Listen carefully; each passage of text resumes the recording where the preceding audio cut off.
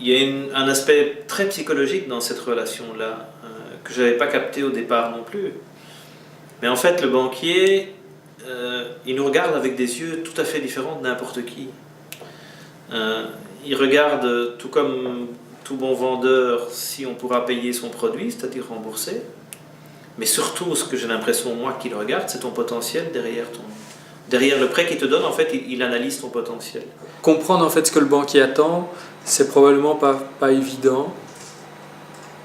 Pour un financier, c'est probablement très évident. Donc nous, on a recruté une personne spécifiquement pour s'occuper des problèmes financiers, de gestion de relations avec les banques. On a été il y a 2 mois leur demander 2 millions d'euros. On est ressorti en nous serrant la main en disant ça va pas poser de problème. On ne pense pas que ça va poser problème.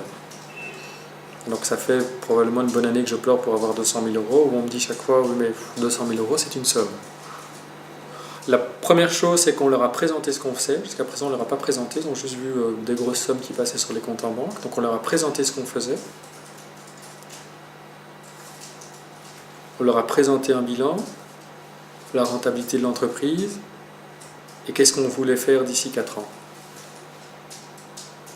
Puisque le banquier essaie de trouver des garanties, le banquier ne fait pas toujours au départ la proposition la plus alléchante.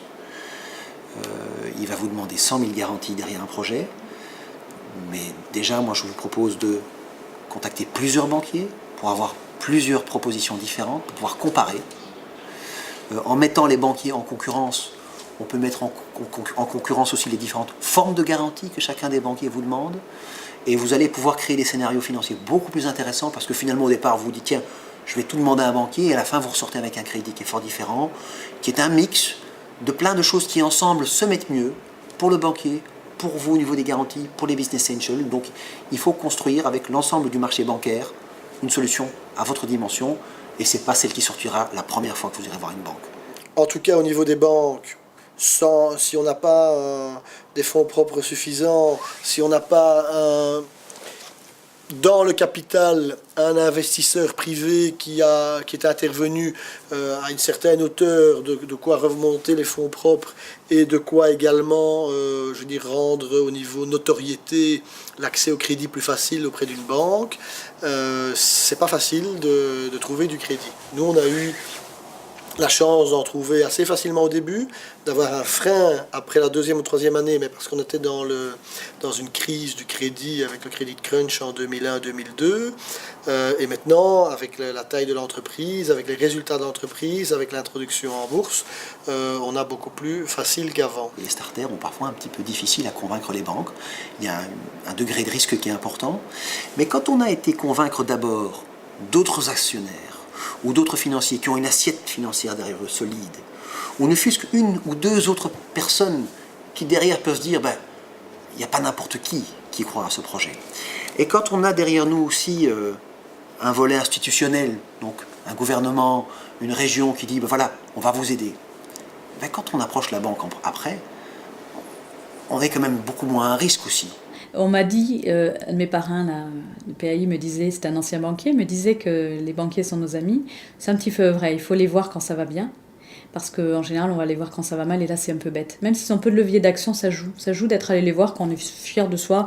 Regardez, j'ai répondu à mon objectif, j'en suis là. Les biens intermédiaires, surtout s'ils sont positifs, ils apprécient.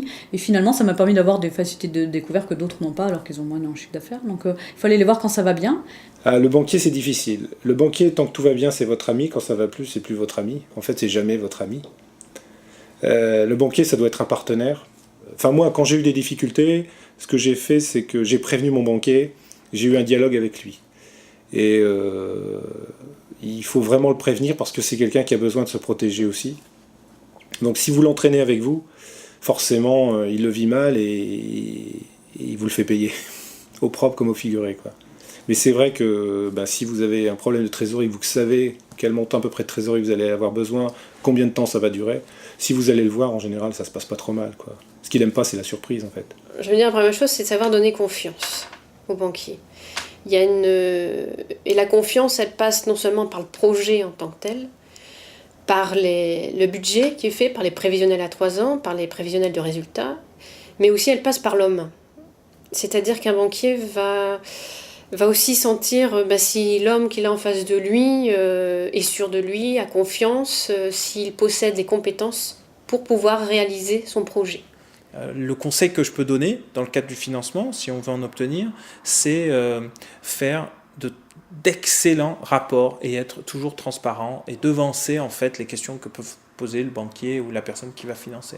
Et s'ils y trouvent leur compte et qu'ils gagnent de l'argent et qu'ils y voient peu de risques, à ce moment-là, ça fonctionne parfaitement bien. Donc s'agissant des banques, il faut bien comprendre qu'ils ne sont pas là pour faire réussir nos entreprises. Un banquier a pour objectif de faire réussir son entreprise et lui, c'est sa banque.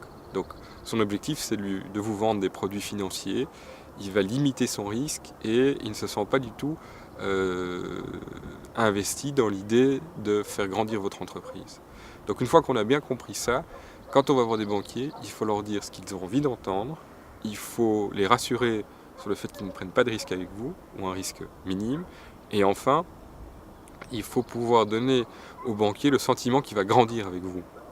Et donc il va pouvoir réaliser des affaires avec vous, vous vendre plus de produits financiers, que le fait de développer un partenariat avec vous va lui permettre de peut-être grimper en interne. Il faut penser à tout ça, mais il faut oublier l'idée qui va vous faire réussir, il n'est pas là pour ça. Ce qu'il faut éviter de faire, d'aller trop vite, de demander trop, c'est-à-dire qu'il faut demander à sa juste mesure. Alors là, il ne faut pas hésiter à demander des conseils, nouveaux comptables, experts comptables, financiers, voire anciens banquiers, voire sonder avec un premier banquier pour obtenir d'un deuxième banquier, d'un troisième banquier. Ensuite, en règle générale, si vous obtenez une ligne de crédit d'un banquier, vous savez que vous pouvez l'obtenir d'un deuxième, d'un troisième, d'un quatrième, d'un cinquième, c'est la théorie des moutons. Donc ça se suit. Donc il vaut mieux prendre le gâteau, le diviser, et avoir énormément de banquiers. On n'est pas rentable pour eux. Une petite entreprise comme la nôtre ne représente pas beaucoup d'intérêt pour un banquier. Le jour où on aura un peu plus de trésorerie, éventuellement ils nous vendront un produit de placement. Donc là on va commencer à les intéresser. Mais avant ça, qu'on aille voir 10 banques ou une banque, ça leur est tout à fait égal.